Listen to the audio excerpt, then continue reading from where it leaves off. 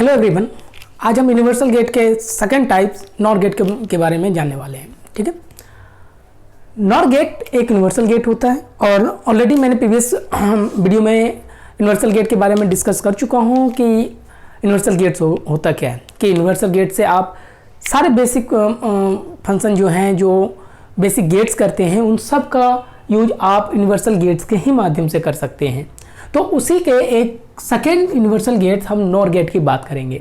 तो nor gate की अगर मैं बात करूं तो नॉर गेट जो है ये कॉम्बिनेशन है दो गेट्स का और नॉट का। क्लियर है? तो इसका आप डिफिनेशन भी ऐसे मान सकते हैं कि नॉर गेट जो है it is the combination of OR gate plus NOT gate. Clear होगी बात? अगर अब हम इन दोनों के को फॉर्म को कंबाइन एक थ्योरेटिकल फॉर्म में लिखने की कोशिश करें तो और नॉट यानी और का कंप्लीमेंट यही कुछ है। तो इसे आप क्या बोल सकते हो? कंप्लीमेंट ऑफ और गेट, क्योंकि और के साथ अगर नॉट लगा दिया तो क्या हो गया? कंप्लीमेंट ऑफ और ही तो हो गया। और इसी टर्म्स को बोलते हैं आप function of NOR gate. Clear हो गया बात? यानी नॉर गेट का फंक्शन क्या है कि कंप्लीमेंट ऑफ और गेट। जो भी आउटपुट और गेट देता है उसका आप अगर कंप्लीमेंट ले लेते हैं, वो कंप्लीमेंट हमारे पास नॉर गेट का आउटपुट बता देता है। तो क्लियर हो गया कि नॉर गेट क्या होता है। नॉर गेट एक यूनिवर्सल गेट है जो और नॉट का कॉम्बिनेशन होता है और इसी को बोला जाता है, इसी कॉम्बिनेशन को थ्योरेटिकल फॉर्म में आप बोल सकते हैं कंप्लीमेंट ऑफ और गेट, जो कि नॉर गेट का फंक्शन होता है। क्लियर है? जैसा कि मैंने बताया कि नॉर गेट और गेट पे ही बेस्ड होता है। तो एज इट इज, जैसे कि और गेट में हमारे पास इनपुट 2 और मोर देन 2 इनपुट्स होते थे, as it is NOR gate में भी आप 2 और मोर देन 2 इनपुट्स लेंगे और इसके आउटपुट की बात करें तो ये सिंगल आउटपुट प्रोड्यूस करता है। क्लियर है? अब आइए, अब अगर मैं इसके लॉजिकल सिंबल की बात करूं तो जैसा कि इसका डिफिनेशन कहता है कि ये दो गेट का कॉम्बिनेशन है, तो लॉजिकल सिंबल भी इसके दो गेट्स के कॉम्बिनेशन में बननी चाहिए। तो हम करके देखते हैं। जैसे कि और गेट, तो और गेट के लिए हमें ये सिंबल पता है। अगर हम किसी दो इनपुट के बारे में बात करें ए और बी, तो पहला सिंबल हमारे पास ए के आना चाहिए। क्लियर होगी बात? तो इससे हमारा आउटपुट क्या बनेगा? ए प्लस बी। ठीक। दूसरा सिंबल किसका चाहिए? नॉट का। तो इसी आउटपुट को हम नॉट गेट के थ्रू पास करेंगे। तो इससे हमारे पास जो आउटपुट हो जाएगा, ये आउटपुट हो जाएगा हमारे पास ए प्लस बी का बार, क्योंकि आपको पता है कि बुलियन फॉर्म में कंप्लीमेंट को बार से रिप्रेजेंट किया जाता है। तो ये वाला फॉर्म हमारा ए प्लस बी का होल बार हो गया। तो ये हमारे पास एक नॉर गेट का लॉजिकल सिंबल था। लेकिन ये लॉजिकल सिंबल को अगर देखें तो ये दो अलग अलग गेट्स को जोड़ के बनाया गया। लेकिन अगर मैं इसे एक कंबाइंड फॉर्म में शो करने की कोशिश करूं, कहने का मतलब इन दोनों गेट्स को कंबाइन कर दूं, तो हमारे पास एक पर्टिकुलर सिंबल बनता है नॉर गेट का, जिसे आप इस तरह से रिप्रेजेंट कर सकते हैं। ये हो गया और गेट। नॉट बनाने के लिए कुछ नहीं करना, इसके आगे आपको सर्कल लगा देना है। आप डायरेक्टली इस सिंबल का इस्तेमाल करेंगे नॉर गेट के लिए, यानी अब इसका डायरेक्टली आउटपुट होगा ए प्लस बी का होल बार। बात समझ में आया? तो ये हमारे पास और गेट का लॉजिकल सिंबल रिप्रेजेंट करना हमने सीख लिया। अब इसके ट्रूथ टेबल की बात करते हैं। अगर मैं ट्रूथ टेबल की बात करूं तो ट्रूथ टेबल जो है ये एज इट इज और टेबल पे बेस्ड है। उसमें भी हमारे पास देखा था कि उस केस में भी हमारे पास ट्रूथ टेबल में एक फंक्शन होता था, इनपुट n है, तो टोटल कॉम्बिनेशन जो हमारे बनते जो 2 टू द पावर n बना करता था। एग्जाम्पल के तौर पे हमने दिया था कि अगर हम इनपुट n की वैल्यू 2 लेते हैं तो टोटल कॉम्बिनेशन हमारे पास,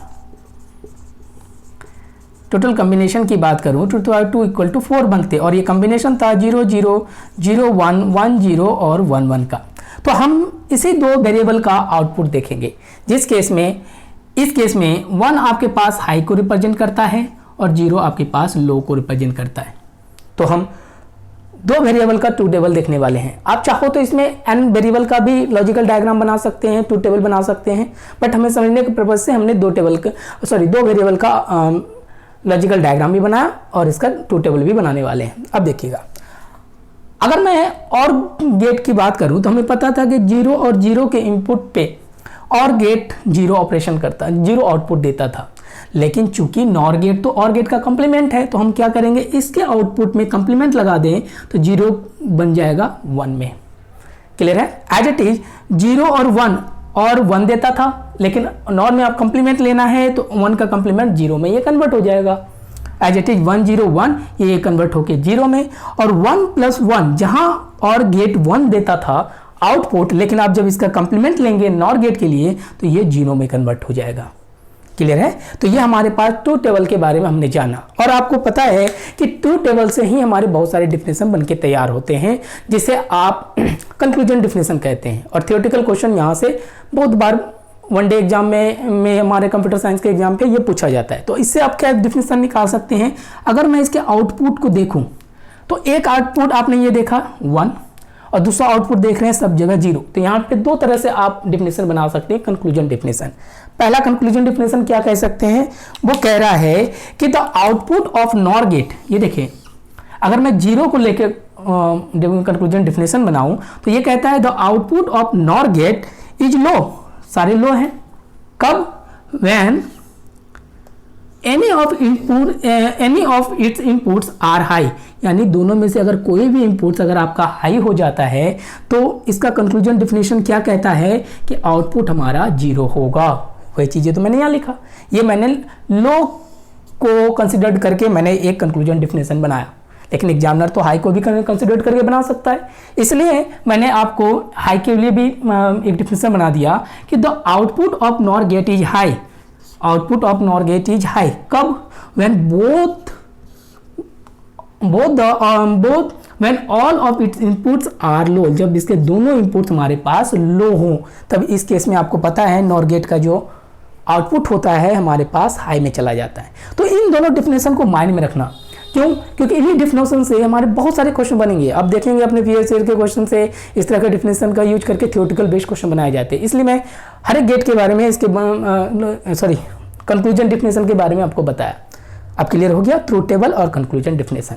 अब आइए, अब मैं इसके स्विच डायग्राम की बात करूं तो हमें पता है कि स्विच डायग्राम इसके ट्रूथ टेबल को ही एक ट्रूथ टेबल पे ही बेस्ड होता है, जो ट्रूथ टेबल का एक logical switch diagram truth table का ही एक रिप्रेजेंटेशन बोल सकते हैं। यानी जो बातें ट्रूथ टेबल में वैलिड हैं वही तो स्विच डायग्राम से भी वैलिड होनी चाहिए। तो इसे हम चेक करके देखते हैं। तो नॉर गेट का जो स्विच डायग्राम होता है वो इस तरह होता है, जहां पे हम दो स्विच यूज कर रहे हैं ए और बी, और इसे आप इनपुट वेरिएबल मान सकते हैं ए और बी। क्लियर है? अब यहाँ पे 0 का मतलब आप ऑफ लेंगे या फिर इसी को ओपन भी बोलेंगे, और 1 का मतलब यहाँ पे ऑन लेते हैं या फिर इसी को आप क्लोज बोलते हैं। सर्किट के केस में ओपन क्लोज, बल्ब के जलने के केस में ऑन और ऑफ की बात करते हैं। तो इसे हम देखते हैं कि क्या ये स्विच डायग्राम हमारे ट्रूथ टेबल के वेरिएबल जो आउटपुट के रूप में आए हैं वो इसे वैलिड कर रहा है या नहीं। चेक करके देखते हैं। देखिए पहले केस में अगर मैं सर्किट को 0 और 0 रखता हूं, कहने का मतलब 0 यानी ओपन, इसे भी मैंने खुला रखा, इसे भी खुला रखा, तो आपको पता है कि यहाँ से हमारे पास इलेक्ट्रिसिटी मूव करेंगी, इस तरह से मूव करता हुआ आगे बढ़ेंगी और ये जाके इस बल्ब को ऑन कर देंगे। यानी अगर हमारे पास दोनों सर्किट यानी ये भी 0 ये भी 0 होता है तो ये सर्किट आराम से लाइट आगे मूव करेंगी, बल्ब को जला देंगे, और इस केस में आउटपुट हमारे पास 1 होगा। वही तो आउटपुट है हमारे पास। क्लियर हुआ? ये हमारा पहला कंडीशन यहाँ से ट्रू हो गया। सेकंड कंडीशन क्या कहते हैं?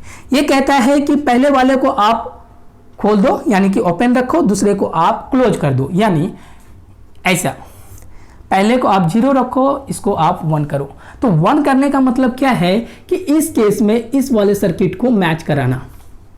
तो अब यहां पे देखिएगा, जैसे मैंने बी सर्किट को ऐड किया यानी कि इस स्विच को मैंने ऑन कर दिया, ये कुछ है यानी क्लोज कर दिया, वही चीज है यहाँ पे ऑन या क्लोज।